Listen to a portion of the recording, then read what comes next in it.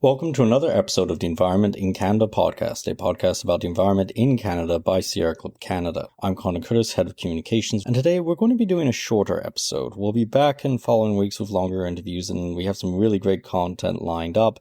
But for today, I want to talk to you a bit about LNG and framing in general. Control the narrative. Do not let it control you. Letting narratives control us is the biggest mistake I see in responses to the situations we face, whether it's the climate crisis or the rise in authoritarianism south of the border and its implications for Canada.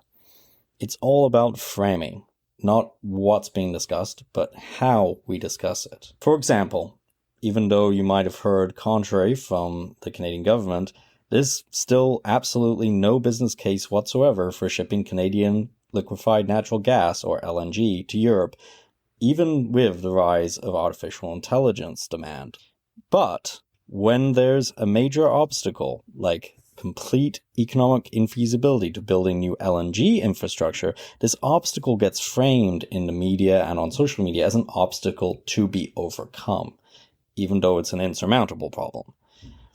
By contrast, when there's a need to build out some energy storage and grids to make the most of renewable energy, like wind and solar, this very fixable problem is often framed in the media and on social media as an insurmountable obstacle when it is not. My point in discussing these two examples is that framing is often what makes the difference. There's a really great article from the Energy Mix, which I'm going to link to below, which talks about why LNG is not suited for shipment to Europe from Canada, why the economics just doesn't pan out, and why everything you're hearing about the hype around that just isn't worthwhile. And if you'd like to send a message to Prime Minister Carney on why Canada should go renewable instead of building out more liquefied natural gas, you can do so via our new action item, which I'll link below. But let's chat a bit more about framing, because I want to share another example. Oil and gas corporations often frame themselves as pragmatic and organized and frame the climate concerned as idealists who are disorganized.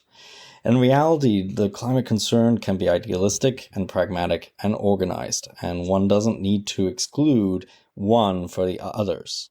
I think you can probably see this double standard in what I mean here. Oil and gas is given a sort of benefit of the doubt, whereas anything that progresses us towards climate action is given this framing of being insurmountable or idealistic or utopian. And this is where I take issue with the declinism I too often see us internalize in the environmental movement. We need to make big changes, fundamental changes, but focusing only on decline. The framing of impossibility progresses nothing, no matter how radical we want change to be. Declinism is what I'm using here to describe the notion that things are going to just keep getting worse no matter what we do, whether that's for the climate, for the economy, or for sovereignty. It's the framing that those who want to make the world a worse place are invulnerable and unstoppable. And my question is, are narratives of decline and the related anger and fear we feel really that useful? I mean, declinism is a pretty old concept at this point. I've been hearing some version of we're all doomed since I got started in organizing over a decade ago, and I've never seen that thinking do any good. In the short term, declinism might motivate us to act, but left without a balance towards hope, it leads us to turn on each other, because at the end of the day, fighting each other is sometimes easier than confronting the real evils of the world. What I would argue we need to do instead is to stay frosty, irony noted, to keep calm and carry on. Despite their power, oil and gas corporations and oligarchs are not invulnerable, and they make mistakes pretty regularly. Often really simple mistakes. But in order to exploit those mistakes, we need to be able to adopt a winning attitude, and we need to reject the frame of inevitable decline. 2/3 of Canadians not only know about climate change, know that it's real, but clearly care enough to think we need a transition to renewable energy. That's 2/3. And concern about climate change has jumped 15 points since last fall. The climate deniers are outnumbered and surrounded. The only reason we're not making more progress on climate action is because climate deniers have misled us by being loud into thinking that we're in the minority and are doomed to lose. But the image climate deniers have created of their dominance is paper thin, as breakable as glass the moment we really talk to others and connect climate change to systemic issues we face. And I'll put another link below to our previous podcast where we talk about how to talk to others on these issues. As much as I dislike the podcast bros who take up too much of our media space, and again, I'm noting the irony here, they are right about one thing. If you wake up each day with a winning attitude, then no matter how bad the obstacle you face, you are far more likely to overcome those obstacles than if you hold in your heart the notion that you are doomed to lose. And even if the world were doomed, it would be better to face fate together on our feet. It's not easy. Things will get worse for sure before they get better. There is a barrage of content designed specifically to make you feel hopeless that you will see online to create division between us, and you will see it again online and in the news. We need to learn to analyze that content where it is useful, but otherwise to tune it out and to focus on expanding the list of things we can change. There's room for ambition there as well. But there are also opportunities every day that we can take advantage of to push forward. Opportunities to learn from each other, to use multiple strategies simultaneously, to test things and measure results.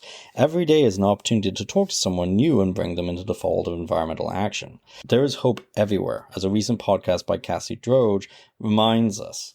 I'm going to link to that one below as well. Oil and gas companies and their friends in the US administration are at war with your sense of hope more than they are at war with anything.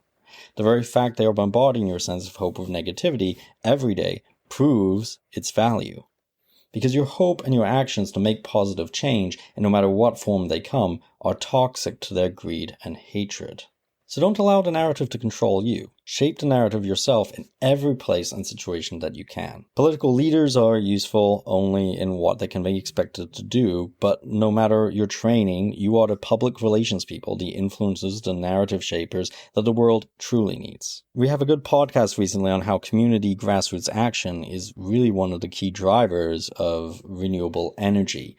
How it's one of the key components of being able to transition to a renewable economy, not just because it allows you to fill gaps that are left by government, because it actually inspires political leaders to take further action.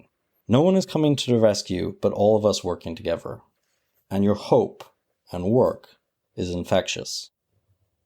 Before we end today, just a reminder that you can take action on environmental issues by visiting sierraclub.ca. We have tons of petitions, other actions and events, and regular news updates you can sign up for on the homepage. You can also find Sierra Club Canada on social media, and you can listen to the Environment in Canada podcast on the Harbinger Media Network, Spotify, Apple Podcasts, iHeartRadio, and YouTube, or wherever you get your podcasts. This podcast also airs on CKUT Broadcast Radio in Montreal, 90.3 FM, bi-weekly on Tuesdays at 11 a.m. Eastern Time.